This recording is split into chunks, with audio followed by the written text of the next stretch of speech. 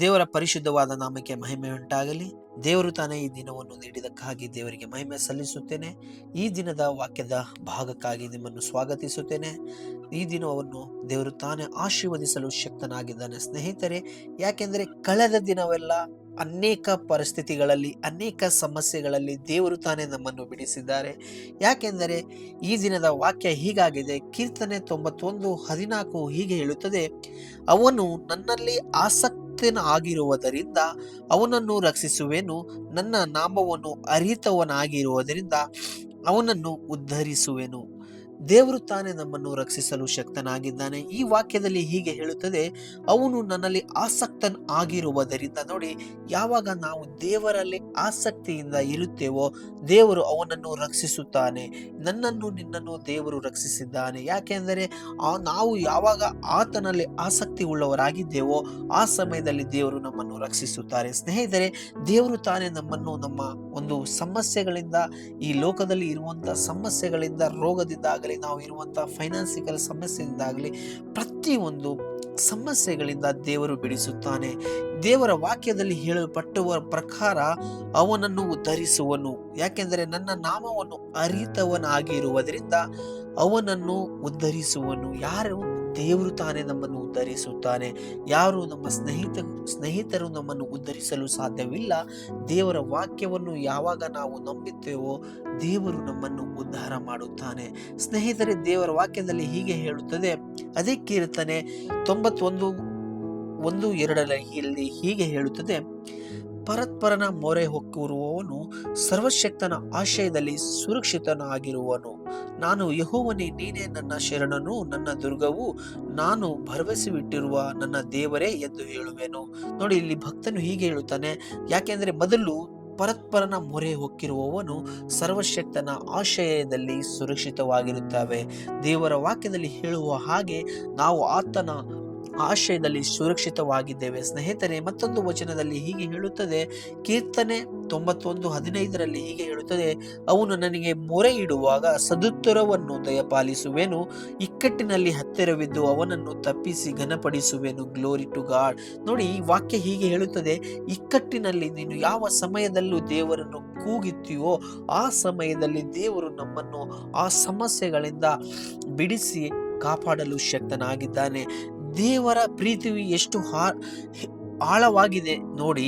ನಾವು ಕಷ್ಟದಲ್ಲಿ ಇದ್ದಾಗ ದೇವರನ್ನು ಕರೆಯುವ ಸಮಯದಲ್ಲಿ ದೇವರು ನಮ್ಮನ್ನು ಇಕ್ಕಟ್ಟಿನ ಸಮಯದಲ್ಲಿ ಅವನನ್ನು ತಪ್ಪಿಸಿ ಘನಪಡಿಸುವೆನು. ನೋಡಿ, ನಮ್ಮನ್ನು ದೇವರು ಇಕ್ಕಟ್ಟಿನ ಸಮಯದಲ್ಲಿ ತಪ್ಪಿಸಿ ಘನಪಡಿಸುತ್ತಾನೆ. ಯಾಕೆಂದರೆ ಅವನು ನನಗೆ ಮೊರೆ ಇಡುವಾಗ ಸದುತ್ತರವನ್ನು ದಯಪಾಲಿಸುವೆನು.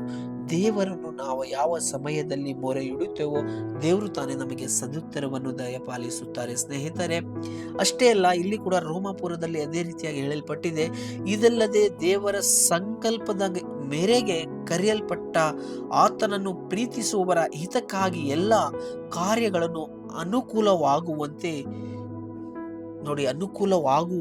ನಮಗೆ ದೊರೆಯುತ್ತದೆ ಎಂದು ನಮಗೆ ದೊರೆಯುತ್ತದೆ. ನೋಡಿ, ಯಾರು ಆತನನ್ನು ಪ್ರೀತಿಸುವವರು? ನಾವು. ಯಾಕೆಂದರೆ ಮೊದಲನೇ ವಚನದಲ್ಲಿ ನಾವು ನೋಡಿದ ಹಾಗೆ ದೇವರನ್ನು ಪ್ರೀತಿಸುವವರು ಯಾರು? ದೇವರನ್ನು ಪ್ರೀತಿಸುವವರು ಅವನು ನನ್ನಲ್ಲಿ ಆಸಕ್ತನಾಗಿರುವುದರಿಂದ. ನೋಡಿ, ನಾವು ಆತನಲ್ಲಿ ಆಸಕ್ತನಾಗಿರುವುದರಿಂದ ಇವೆಲ್ಲವೂ ದೇವರು ನಮ್ಮನ್ನು ಒದಗಿಸುತ್ತಾನೆ. ನಮ್ಮ ಜೀವನದಲ್ಲಿ ಏನೇ ಆಗಲಿ ದೇವರ ಉದ್ದೇಶ ಒಳ್ಳೆಯದೇ. ನಾವು ಎಂತ ಕೆಟ್ಟವರಾಗಿದ್ದರು ಸ್ನೇಹಿತರೆ, ನಾವೆಂತ ಪಾಪಿಗಳಾಗಿದ್ದರು, ದೇವರ ಉದ್ದೇಶ ಮಾತ್ರ ನಮ್ಮ ಭವಿಷ್ಯದಲ್ಲಿ, ನಮ್ಮ ಜೀವಿತದಲ್ಲಿ ಒಳ್ಳೆಯದಾಗೇ ಇದೆ. ಯಾಕೆಂದರೆ ಆತನ ನಾಮವನ್ನು ನಾವು ಅರಿತಿದ್ದೀವಿ, ಆತನ ವಾಕ್ಯವನ್ನು ನಾವು ಅರಿತಿದ್ದ ಕಾರಣ ನಮ್ಮನ್ನು ಆತನು ಘನಪಡಿಸಲು ಕಾಯುತ್ತಿದ್ದಾನೆ. ಸ್ನೇಹಿತರೆ, ಅಷ್ಟೇ ಅಲ್ಲ, ಕೀರ್ತನೆ 91:16 ಹೀಗೆ ಹೇಳುತ್ತದೆ, ದೀರ್ಘಾಯುಷನ್ನು ಅನುಗ್ರಹಿಸಿ ಅವನನ್ನು ತೃಪ್ತಿಪಡಿಸುವೆನು, ನನ್ನ ವಿಷಯವಾದ ರಕ್ಷಣೆಯನ್ನು ತೋರಿಸುವೆನು. ದೇವರ ವಾಕ್ಯವನ್ನು ನಾವು ಸರಿಯಾದ ರೀತಿಯಲ್ಲಿ ತಿಳಿದುಕೊಂಡಾಗ ಸರಿಯಾದ ರೀತಿಯಲ್ಲಿ ದೇವರ ವಾಕ್ಯವನ್ನು ನಾವು ಧ್ಯಾನಿಸುವಾಗ ನೋಡಿ, ಪ್ರತಿ ಒಂದು ಕಾರ್ಯಗಳು ದೇವರು ತಾನೇ ನಮ್ಮ ಜೀವಿತದಲ್ಲಿ ನೆರವೇರಿಸುತ್ತಾನೆ. ಸ್ನೇಹಿತರೆ, ಕೇಳಿದಂಥ ವಾಕ್ಯಗಳು ನಮ್ಮನ್ನು ಆಶೀರ್ವಾದಕರವಾಗಿರುತ್ತದೆ. ಯಾಕೆಂದರೆ ದೇವರ ವಾಕ್ಯ ಹೀಗೆ ಹೇಳುತ್ತದೆ, ಮೊದಲು ನೀನು ನನ್ನಲ್ಲಿಯೂ ನನ್ನ ವಾಕ್ಯಗಳು ನಿನ್ನಲ್ಲಿ ನೆಲೆಗೊಂಡಿರಲಿ ಎಂಬುದಾಗಿ. ಯಾಕೆಂದರೆ ದೇವರ ವಾಕ್ಯವು ನಮ್ಮಲ್ಲಿ ನೆಲೆಗೊಳ್ಳುವಾಗ ನಾವು ಸಮಸ್ಯೆ ಬಂದಾಗ ವಾಕ್ಯಗಳನ್ನು ಮಾತನಾಡಲು ಪ್ರಾರಂಭಿಸುತ್ತೇವೆ. ಸ್ನೇಹಿತರೆ, ನಮಗೆ ಏನು ಅವಶ್ಯಕತೆ ಇದೆ, ಆ ಅವಶ್ಯಕತೆಗೆ ತಕ್ಕಂಥ ವಾಕ್ಯಗಳು ಬೈಬಲಲ್ಲಿದೆ. ಬೈಬಲ್ಲು ನಮಗೆ ಎಲ್ಲವನ್ನು ಹೇಳಿಕೊಡುತ್ತದೆ. ಬೈಬಲ್ ನಮಗೆ ಎಲ್ಲವನ್ನು ಕೊಡುವಂಥದ್ದಾಗಿದೆ. ಸ್ನೇಹಿತರೆ, ಆದ ಕಾರಣ ನಾವು ಬೈಬಲನ್ನು ಸರಿಯಾದ ರೀತಿಯಲ್ಲಿ ತಿಳಿದುಕೊಳ್ಳೋಣ, ವಾಕ್ಯಗಳನ್ನು ಸರಿಯಾದ ರೀತಿಯಲ್ಲಿ ಧ್ಯಾನಿಸೋಣ. ದೇವರು ತಾನೇ ನಮ್ಮನ್ನು ಆಶೀರ್ವದಿಸುತ್ತಾನೆ. ಆತನ ವಾಕ್ಯದಲ್ಲಿ ನಾವು ನೋಡಿದ ಹಾಗೆ, ಅವನು ನನ್ನಲ್ಲಿ ಆಗಿರುವುದರಿಂದ ಅವನನ್ನು ರಕ್ಷಿಸುವೆನು, ನನ್ನ ನಾಮವನ್ನು ಅರಿತವನಾಗಿರುವುದರಿಂದ ಅವನನ್ನು ಉದ್ಧರಿಸುವೆನು. ಸ್ನೇಹಿತರೆ ನೋಡಿ, ಯಾವಾಗ ದೇವರ ವಾಕ್ಯವನ್ನು ನಾವು ತಿಳಿದುಕೊಳ್ಳುತ್ತೇವೋ ದೇವರು ನಮ್ಮನ್ನು ಉದ್ಧರಿಸುತ್ತಾನೆ. ಯಾಕೆಂದರೆ ಯೆಹೋವನಾದ ನಾನೇ ನಿನಗೆ ಐಶ್ವರ್ಯದಾಯಕನು ಎಂಬುದಾಗಿ ಕೂಡ ಹೇಳಲ್ಪಟ್ಟಿದೆ. ಕೀರ್ತನಲ್ಲಿ ಹೀಗೆ, ಜ್ಞಾನೋಕ್ತಿಯಲ್ಲಿ ಕೂಡ ಹೇಗೆ ಹೇಳುತ್ತದೆ, ನಿನ್ನನ್ನು ಐಶ್ವರ್ಯವಂತವನ್ನಾಗಿ ಮಾಡುತ್ತೇನೆ, ಅದರ ಜೊತೆಗೆ ಯಾವ ಕಷ್ಟವನ್ನು ಸೇರಿಸುವುದಿಲ್ಲ ಎಂಬುದಾಗಿ. ಅಷ್ಟೇ ಅಲ್ಲ, ದೇವರ ವಾಕ್ಯದಲ್ಲಿ ಹೀಗೆ ಹೇಳಲ್ಪಟ್ಟಿದೆ, ಸ್ನೇಹಿತರೆ, ನಿನ್ನನ್ನು ಆಶೀರ್ವದಿಸುವೆನು, ಹೆಚ್ಚಿಸುವೆನು ಎಂಬುದಾಗಿ. ಅಂದರೆ ನಾನು ಐಶ್ವರ್ಯದ ಬಗ್ಗೆ ನಾನು ಮಾತನಾಡುತ್ತಿಲ್ಲ. ನಮ್ಮ ಜ್ಞಾನದ ಬಗ್ಗೆ, ನಮ್ಮ ಶರೀರದ ಆರೋಗ್ಯದ ಬಗ್ಗೆ, ನಮ್ಮ ಪ್ರಾರ್ಥನೆಯ ಜೀವಿತದ ಬಗ್ಗೆ, ನಮಗೆ ಬೇಕಾದಂಥ ಎಲ್ಲ ದೇವರಲ್ಲಿ ಬೆಳೆಯಲು ಬೇಕಾದಂಥ ಪ್ರತಿ ಒಂದು ಆಶೀರ್ವಾದದ ಬಗ್ಗೆ ನಾನು ಹೇಳುತ್ತಿದ್ದೇನೆ. ಸ್ನೇಹಿತರೆ, ದೇವರು ತಾನೇ ನಮ್ಮನ್ನು ಆಶೀರ್ವದಿಸಲು ಶಕ್ತನಾಗಿದ್ದಾನೆ. ದೇವರು ತಾನೇ ನಮ್ಮ ಜೀವಿತವನ್ನು ಬದಲಾಯಿಸಲು ಶಕ್ತನಾಗಿದ್ದಾನೆ. ಯಾವಾಗ ನಾವು ಆತನಲ್ಲಿ ಆಸಕ್ತಿ ಉಳ್ಳವರಾಗಿರುತ್ತೇವೋ, ಯಾವಾಗ ಆತನ ವಿಷಯವಾಗಿ ನಾವು ಧ್ಯಾನಿಸುತ್ತೇವೋ, ದೇವರು ತಾನೇ ನಮ್ಮನ್ನು ಅಭಿವೃದ್ಧಿಪಡಿಸುತ್ತಾನೆ. ಸ್ನೇಹಿತರೆ, ದೇವರು ತಾನೇ ನಮ್ಮ ಜ್ಞಾನವನ್ನು ಹೆಚ್ಚಿಸುತ್ತಾನೆ. ಸ್ನೇಹಿತರೆ, ದೇವರು ತಾನೇ ನನ್ನನ್ನು ನಿಮ್ಮನ್ನು ನಡೆಸಲು ಶಕ್ತನಾಗಿದ್ದಾನೆ. ಆತನ ವಾಕ್ಯದಲ್ಲಿ ಜ್ಞಾನವಿದೆ, ಆತನ ವಾಕ್ಯದಲ್ಲಿ ಐಶ್ವರ್ಯ ಇದೆ, ಆತನ ವಾಕ್ಯದಲ್ಲಿ ಆರೋಗ್ಯವಿದೆ, ಆತನ ವಾಕ್ಯದಲ್ಲಿ ಸಕಲವೂ ಇದೆ. ಸ್ನೇಹಿತರೆ, ದೇವರು ತಾನೇ ನಮ್ಮನ್ನು ಘನಪಡಿಸಲು ಶಕ್ತನಾಗಿದ್ದಾನೆ. ಚಿಕ್ಕದೊಂದು ಪ್ರಾರ್ಥನೆಯಿಂದ ಈ ವಾಕ್ಯವನ್ನು ಮುಗಿಸೋಣ.